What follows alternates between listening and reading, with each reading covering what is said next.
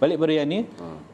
Confirm Ustaz ni belum pernah pakai, belum. pernah jenazah. Okay. Ini masih fresh lagi ni. Fresh. Ini untuk demo tuan. Nama jurusan yang saya ambil tu, ni diploma kedua saya lah. Science in Embalming and Undertaker. Itu sebab tu nama Undertaker tu panggil. Pengawetan dan pengurusan mayat. Jadi untuk orang Islam yang nak bawa balik ke luar negara, tadi kita cerita orang non-Muslim, memang prosedur ni biasa bagi diorang. Tapi orang Islam ni perlu ke? Kenapa saya belajar? Perlu bagi kes-kes yang nak bawa balik ke luar negara. Contoh, orang Indonesia, dia nak bawa balik ke luar negara. Maka mayat dia ni sebelum nak bawa naik flight, dia kena embam dulu. Darah dibuang, kemudian masukkan ubat, kemudian baru boleh kita lepas bawa balik ke luar negara. Supaya tak rosak jenazah. Ya, sebab high pressure ke atas tu. Bagi kes-kes dekat, contohnya Indonesia, Bangladesh, yang dekat-dekat penerbangan tak jauh ni, hanya injection. Injection ni maknanya ubat tu kita masuk melalui badan tertentu dalam jumlah 5 liter. Tu namanya formalin. Ubat pengawet tu. Biasa kalau kita beli ikan kat pasar yang segar tu kan, itu kerana pengawet lah tu, nampak macam segar. Melambatkan proses perebutan tadi. Tapi kalau kes-kes yang nak bawa ke luar negara jauh, meninggal di Malaysia, nak bawa balik ke Australia, nak bawa balik ke barat sama, jadi inilah peralatan dia. Ataupun rakyat Malaysia yang meninggal di luar negara, dia tak kisahlah dekat ke jauh, inilah alatan dia. Lepas tu saya nasihatkan, mana-mana orang kita meninggal, ke bumi di mana dia meninggal, tak payah bawa balik. Betul. Sebab memang menyakitkan. Prosedur dia kalau saya dapat ceritakan, mula-mula sekali mayat ini akan dibersihkan dulu, kemudian ditoreh kulit dia ni. Ada 3 tempat, sama ada di bahagian leher dia ni, atau di bahagian lengan dia ni, atau di bahagian atas ari-ari dia. Artery, untuk dapatkan pendarahan.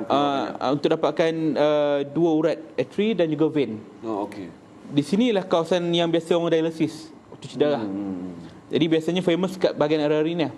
Kita akan potong sampai dapat 2 urat tadi, kita congkak keluar, kita hiris perlahan, kemudian bahagian yang artery tadi kita masukkan satu tube. Inilah tube dia. Ada tube dia. Okey. Yang mana Allah selamat.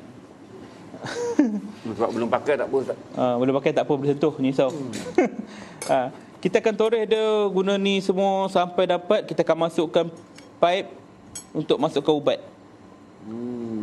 Ubat artery tadi. Ya. Artery tadi akan masuk 12 liter. Ubat tadi, formalin tadi 12 liter. Dalam masa ubat tu masuk, kita akan toreh satu lagi urat, vein. Vein ni akan mengeluarkan darah. Ganti ya. Ganti. Dalam badan kita ni ada 70% cecair. Dia akan dibuang keluar melalui pada pipe tadi. Bila dah keluar, ubat masuk. Sebab darah ni yang menyebabkan proses perebutan tadi dan busuk. Dan ubat masuk dalam tempoh dalam 1 hingga 2 jam. Itu normal. Bila ubat tu masuk, dia akan menyerap ke dalam badan, dia akan mengeraskan badan. Maknanya tidaklah lembut macam ni, keras. Kemudian di situlah saya diajar untuk membentukkan senyuman mayat. Lepas tu kalau kita tengok jenazah bukan Islam, elok je senyum. Ini husnul khotimah ke ni kan? Tapi bukan sebab tu. Kerana faktor ubat tadi. Jadi dibentukkan senyuman, kemudian barulah dia automatik akan keras. Tersenyumlah mayat tu. Dah selesai part tu, ubat dah masuk, darah dah keluar, barulah kita gunakan satu besi ni. Troka nama dia. Di hujung troka ni ada lubang-lubang.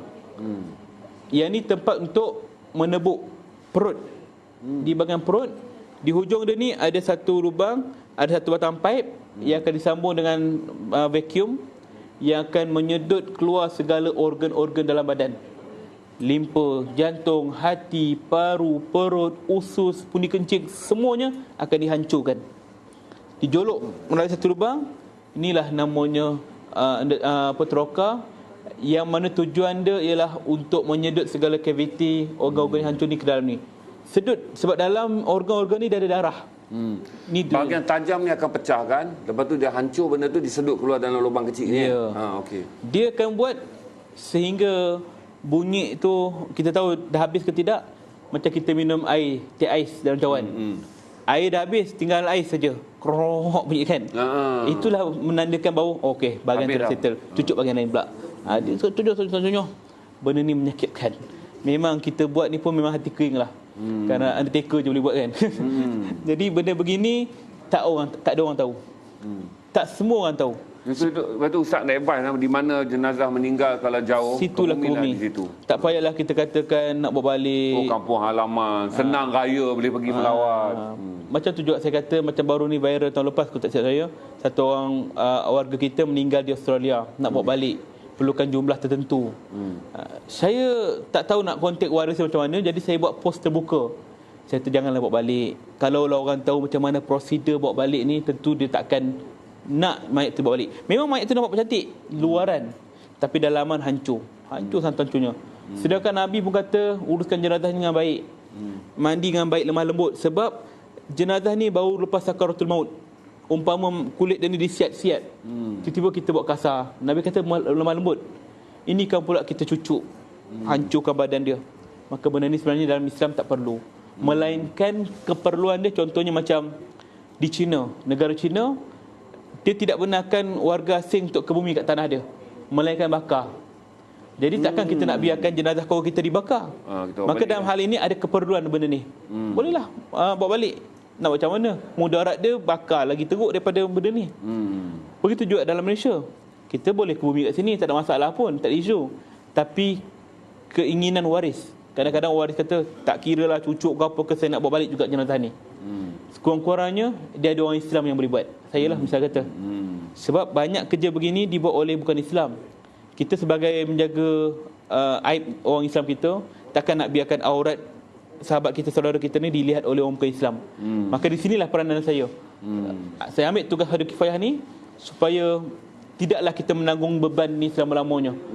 Kenapa orang Islam kita yang meninggal dalam negara Malaysia, yang banyak orang Islam, tiba bila meninggal nak bawa balik luar negara, serah pada non-Muslim. Benda ni tak patut berlaku dalam negara kita.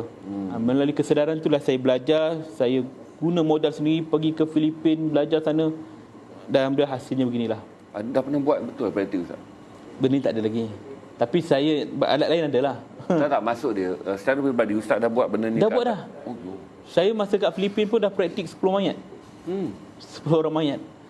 Tapi kalau di Malaysia ni, kalau dia nak okey, tidur semua okey, tak ada rasa. Tak ada apa dah. Mayat tak pernah datang beritahu apa kau buat aku.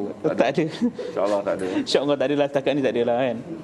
Jadi kalau biasanya kat Malaysia ni warga asing banyaknya Indonesia, Bangladesh kan. Kita guna injectionnya. Pasal dia fly tak jauh kan. Tak jauh. Jadi kita nasihat waris ke bumi sini lah. Biasanya saya akan tak orang cakap lah, takutkan dia lah. Saya guna ni nanti. Sebab kita nak dia ke bumi sini. Tak apalah Pak Ustaz, mak dia memang nak bawa balik juga kata dia kan. Tak apalah, kita bawa guna injection.